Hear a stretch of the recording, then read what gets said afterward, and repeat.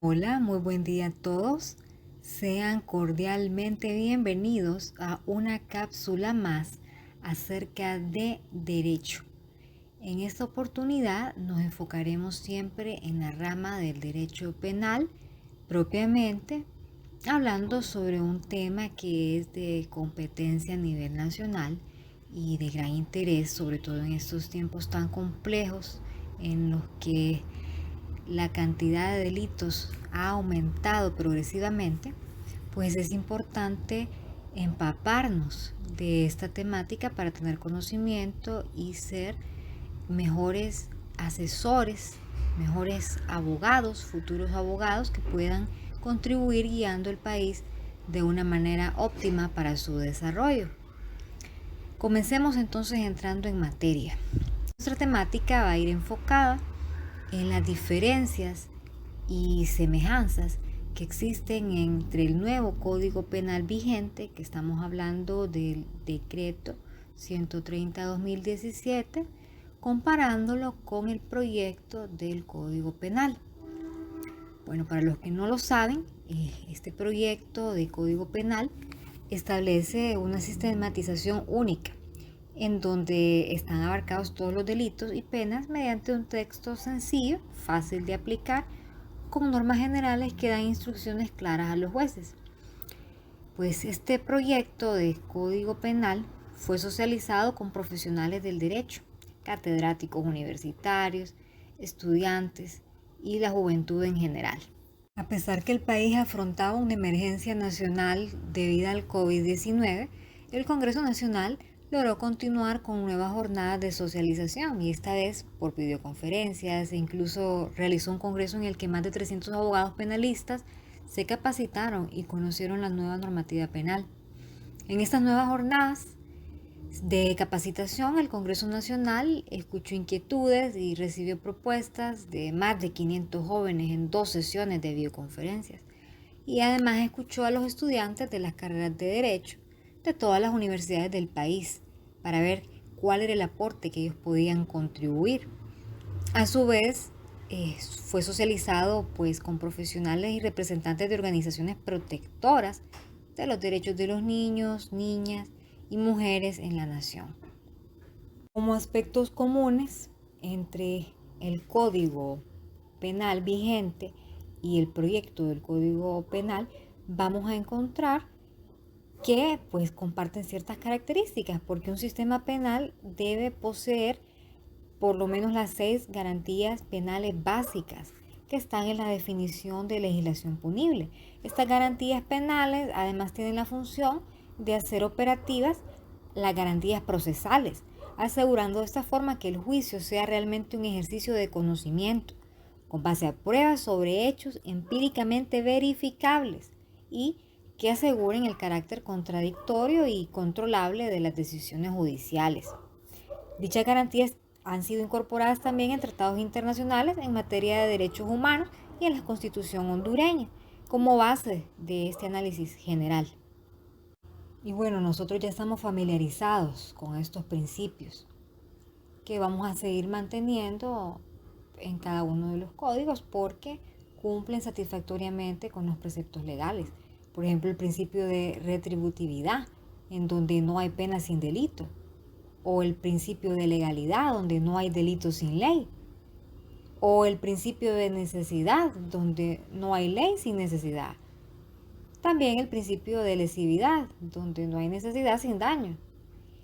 El principio de materialidad de la acción, que se enfoca en que no hay daño sin acción.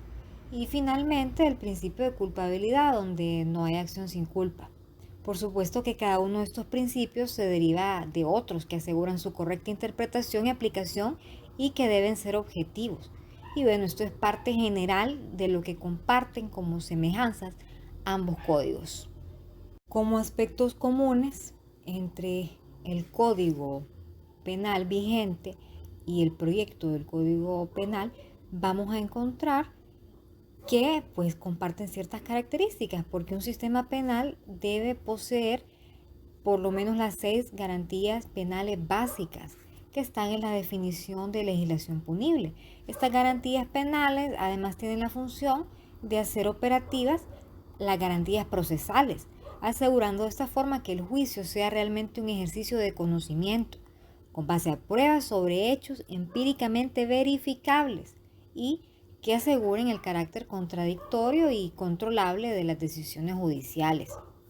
Dichas garantías han sido incorporadas también en tratados internacionales en materia de derechos humanos y en la Constitución hondureña, como base de este análisis general. ¿Dónde empezamos a encontrar diferencias? Bueno, esto lo vamos a observar en temas específicos. Por ejemplo, en torno a la regulación del aborto. En el proyecto del Código Penal de Honduras no contemplaba el delito del aborto o la muerte del feto. Esta grave omisión parecía implicar la despenalización total del aborto, lo cual en su momento se consideró como no aconsejable desde una perspectiva político-criminal, puesto que el aborto no consentido por la madre debe ser siempre un delito. Ese aspecto lo vemos, por ejemplo, comparándolo con el artículo 196 del Código Penal vigente, en el que se dispone que quien intencionalmente cause un aborto debe ser castigado por 3 opciones de pena, con 3 años a 6, si la mujer lo hubiera consentido o si se produce el aborto. Estos son años de prisión. O de 6 a 8 años de prisión si el agente obra sin el consentimiento de la embarazada. Y sin emplear también la violencia o la intimidación. Y en cambio de 8 a 10, cuando el agente lo hace con violencia, además de intimidación y engaño. En cuanto a penalizar el aborto consentido por la madre, se considera que es una afectación a los derechos de la mujer, pues ésta debe de tener una libre disposición sobre su cuerpo y en ningún caso debería de ser obligada a soportar 9 meses de embarazo.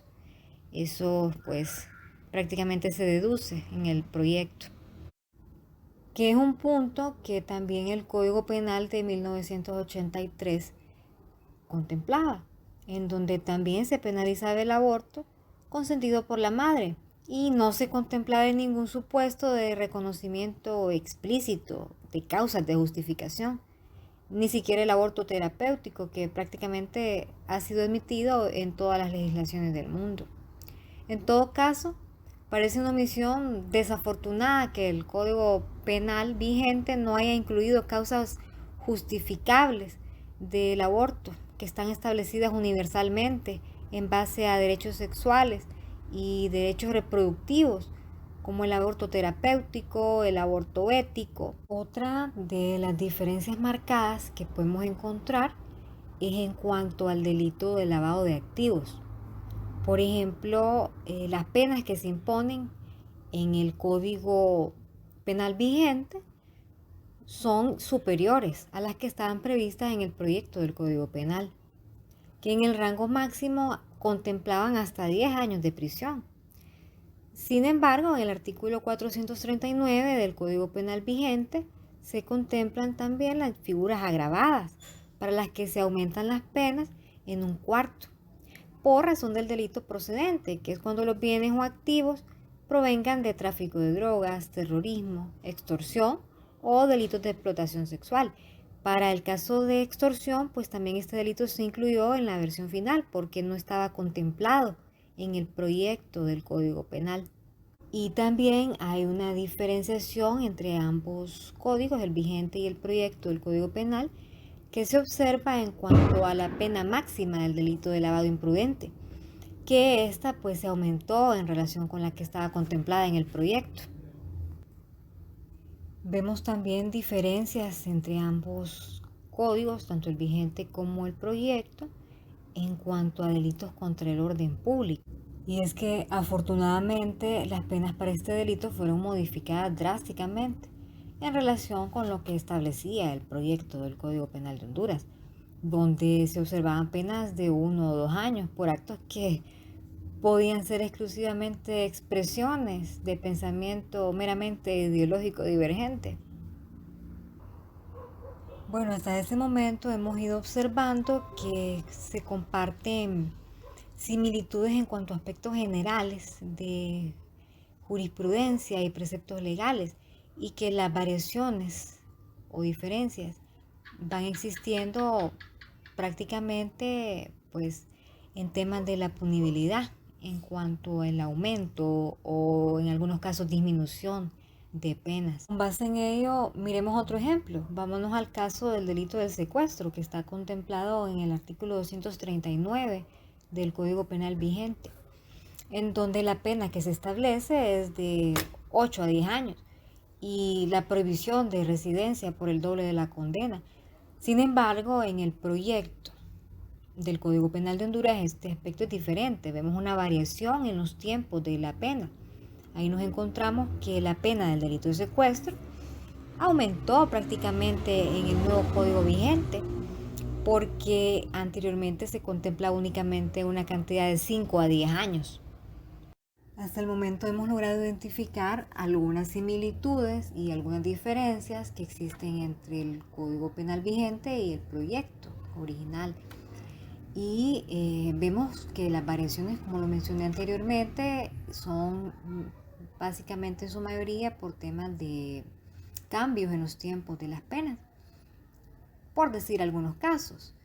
Y pues también, además de que hay diferencias y similitudes, van a haber aspectos que quedan vacíos en ambos, que de repente se necesita poder esclarecer. Por ejemplo, que no se explica en ninguno de los dos en qué consiste la diferencia entre un error vencible y uno invencible de tipo. Esta omisión hace que sea el juez quien deba definir con criterios dogmáticos los supuestos donde cabe apreciar la esencialidad del error. Y esto es por dar simplemente un ejemplo.